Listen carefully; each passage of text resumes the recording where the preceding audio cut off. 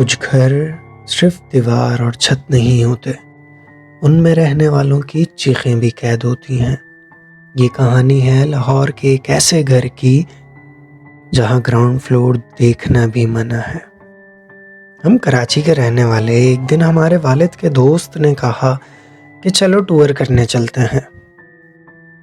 ہمارے والد کا پہلے ہی ارادہ تھا کہ بچوں کو لے کر گھوم پھر کے آ جائیں، کیونکہ ان کی چھٹی چل رہی تھی۔ ہم کراچی سے روانہ ہوئے، پہلے ارادہ تھا کہ لاہور گھومیں گے، تو لاہور میں بریک لگا اور لاہور میں ان کے دوست نے کہا کہ ان کے ریلیٹیوز یہیں رہتے ہیں، تو ہم ان کے ساتھ ہی رکیں۔ خیر وہ والد کے بہت اچھے دوست تھے، تو منع نہیں کر پائے اور ہم وہیں رک گئے۔ ان کا گھر بہت حسین بنا ہوا تھا، 2 فلورز اور اوپر پینٹ ہاؤس۔ پر ان کے گھر میں ایک عجیب بات تھی، ان کا گراؤنڈ فلور خالی تھا اور اس پہ تالا لگا ہوا تھا، اور ہمیں سختی سے منع کیا ہوا تھا کہ یہاں سے آتے ہوئے ہم نے پلٹ کر بھی نہیں دیکھنا۔ خیر ہم لوگوں کو اوپر 2nd فلور پہ رکنے کی جگہ دی۔ رات میں سو رہے تھے پر وہاں نیند نہیں آئی، تو والدہ نے ضد کی یہاں نہیں، اوپر چھت پہ چل کے سو جاتے ہیں۔ انہیں وہاں ڈر لگ رہا تھا۔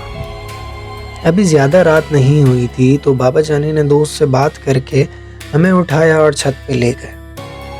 ہم سب سو گئے وہاں۔ خیر تھوڑی دیر گزری، ہماری امی کی کہیں آنکھ کھلی تو انہیں وہاں 3 عورتیں ہم لوگوں کے پاس چکر لگاتی نظر آنے لگی، جو بالکل سفید لباس میں، نہ وہ خوبصورت اور نہ ہی وہ بدصورت، بس بالکل خاموش۔ اب والدہ اٹھنا چاہتی تھی، کچھ بولنا چاہتی تھی، لیکن نہ وہ ہل سکی اور نہ ہی وہ کچھ بول سکی۔ ان کی کیفیت سیکنڈز میں بدل گئی۔ پھر انہوں نے دل میں آیت الکرسی پڑھی اور جھٹکا لے کر کروٹ لی اور بابا کو اٹھایا کہ یہاں سے اٹھیں، مجھے یہاں نیند نہیں آ رہی۔ اب بابا غصہ کرنے لگے کہ پہلے ہی تمہارے کہنے پہ میں بچوں کو اٹھا کر اوپر لایا ہوں، اب تمہیں یہاں بھی نیند نہیں آ رہی، اور وہ ڈانٹ کر دوبارہ سو گئے۔ والدہ نے بھی سوچا کہ شاید یہ میرا وہم ہوگا اور سونے کی کوشش کی۔ تھوڑی دیر بعد ہی والدہ کے کان میں سرگوشی ہوئی، ہم تمہارے بچوں کو نیچے پھینک دیں گے، تم لوگ یہاں نہیں سو سکتے، تم لوگ یہاں کیوں سو رہے ہو؟ والدہ دوبارہ ڈر کے اٹھی تو وہی 3 عورتیں اب والدہ کے سامنے ہم لوگوں کے پاس آ رہی تھی، جیسے ہمیں اٹھانے آ رہی ہیں، اور تبھی ہماری والدہ چیخ مار کر اٹھ کے بیٹھ گئی۔ ان کی چیخ سے ہم سب بھی اٹھ گئے اور بابا بھی۔ والدہ کی حالت اس وقت ایسی ہو رہی تھی کہ ان کے کپڑے سردی ٹھنڈی راتوں میں پسینہ پسینہ، بلڈ پریشر لو ڈر کی وجہ سے۔ اور جیسے ہی بابا نے یہ حالت دیکھی تو وہاں سے اٹھنے کا فیصلہ کیا اور وہاں سے اٹھ کر نیچے آنے لگے۔ اور وہاں نیچے آتے ہوئے ہم سب کو ایک بزرگ آدمی بیٹھے ہوئے نظر آئے، جنہیں بابا نے 1-2 دفعہ آواز دی پر جواب نہیں ملا، تو انہیں لگا کہ شاید گھر کا ہی کوئی فرد ہوگا، کسی وجہ سے بیٹھا ہوگا۔ ہم چلے گئے سونے کے لیے، پر اب نیند کہاں سے آئے کسی کو؟ ہم سب صبح ہونے کا انتظار کرتے رہے کہ جلدی سے صبح ہو اور ہم لوگ یہاں سے جائیں۔ جیسے ہی صبح ہوئی تو بابا نے اپنے دوست کو کہا کہ ہم جائیں گے، بس ہم نے آگے جانا ہے، نہ رکنے کی۔ جتنے بہانے بنا سکتے تھے سب بنائے، اور بابا کے دوست بھی ہمارے ساتھ گھومنے آئے ہوئے تھے، تو بہت اصرار کرنے لگے کہ ہمیں بتاؤ کیا ہوا ہے، کسی نے کچھ بولا ہے یا کچھ بھی۔ پہلے تو بابا منع کرتے رہے، پر ان کے اتنے اصرار کرنے پہ آخر بابا نے بتا دیا جو ہمارے ساتھ پچھلی رات گزرا تھا۔ پھر ان لوگوں نے ہمیں پوری کہانی بتائی کہ یہ گھر ایک بیوہ عورت کا تھا جس کی 3 بیٹیاں تھیں اور ان لوگوں کا کوئی ساتھ دینے والا نہیں تھا۔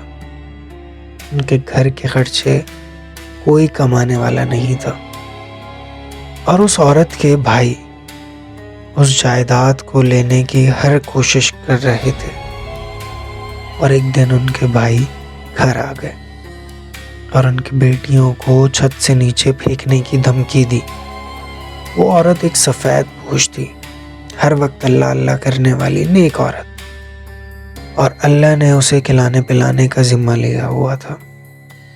جیسے ہی کھانے کا وقت ہوتا تو اس کے گھر کی بیل بجتی اور گیٹ پر کھانا رکھا ہوا ہوتا۔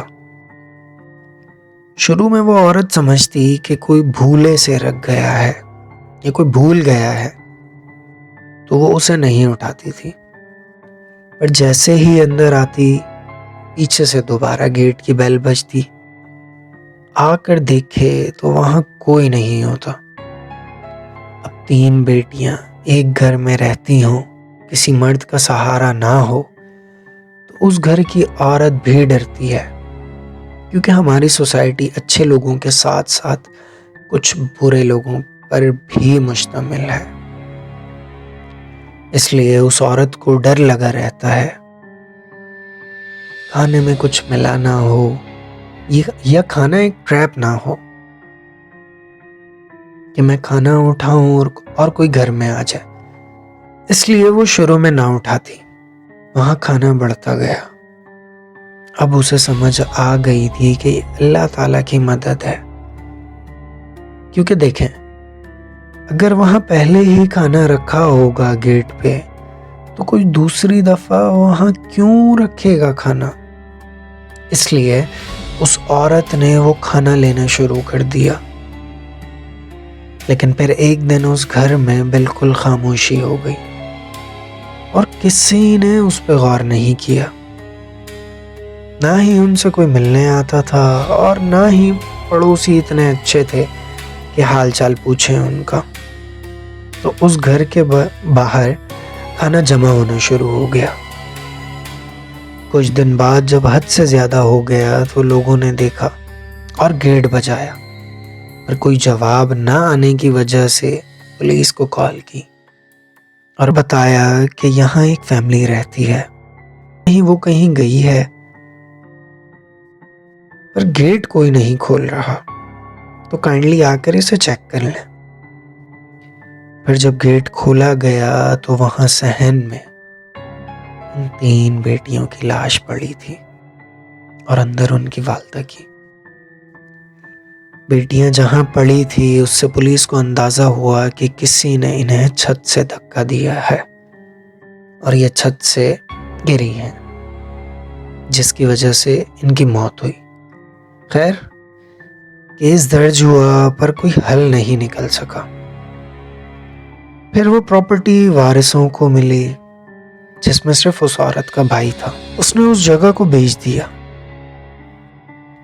پر جسے وہ پراپرٹی بیچی گئی وہ جیسے ہی ادھر شفٹ ہوا تو اسے وہاں بہت تنگ کیا گیا، جس کی وجہ سے وہ ڈر کے پراپرٹی بیچ کر چلا گیا۔ پھر وہاں ایک بزرگ شفٹ ہوئے جو بہت نیک انسان تھے اور وہ رہتے بھی اکیلے تھے۔ ان کے ساتھ بھی وہی سب ہونا شروع ہوا جو پچھلے لوگوں کے ساتھ ہو رہا تھا۔ تو انہوں نے فیصلہ کیا کہ کسی کو بلا کے چیک کروائیں۔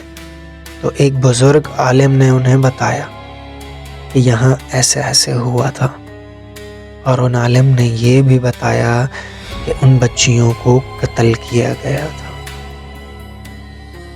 اس جگہ۔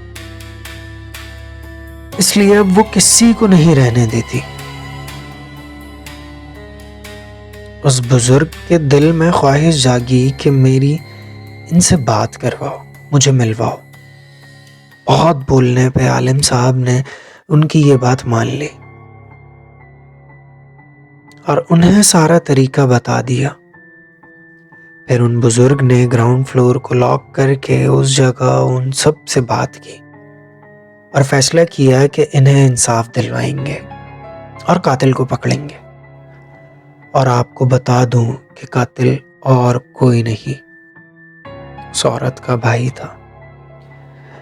انہوں نے بہت کوشش کی کہ کسی طرح اس شخص کو اس کی غلطی کی سزا دلوائی جائے، پر وہ ناکام رہے، اور اسی بیچ ان کی بھی ڈیتھ ہو گئی۔ پر تب سے وہ بزرگ اور بچیاں وہیں اسی گھر میں رہتی ہیں، پر وہ بزرگ اور بچیاں کسی کو نقصان نہیں پہنچاتی،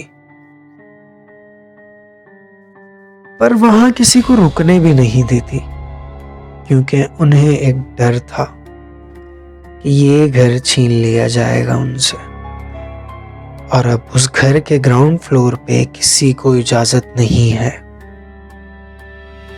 نہ ہی اس کا تالا کھولیں، نہ ہی اس جگہ کو دیکھیں۔ اور لوگوں نے بتایا کہ ہم نے دیکھا ہے یہاں ان بچیوں کو اپنی ماں کے ساتھ کھیلتے ہوئے، اور وہ بزرگ بھی ایک کونے میں بیٹھے دیکھتے تھے۔ یہ سب سن کے ہمیں تھوڑا سا اطمینان ہوا، پر ہماری والدہ کو ڈر کی وجہ سے بخار ہو گیا تھا، اس لیے ہمیں وہ ٹور وہیں ختم کر کے واپس گھر آنا پڑا۔ اس لیے اس گھر کا گراؤنڈ فلور آج بھی بند ہے۔ کچھ گھر صرف دیوار اور چھت نہیں ہوتے، ان میں رہنے والوں کی چیخیں بھی قید ہوتی ہیں۔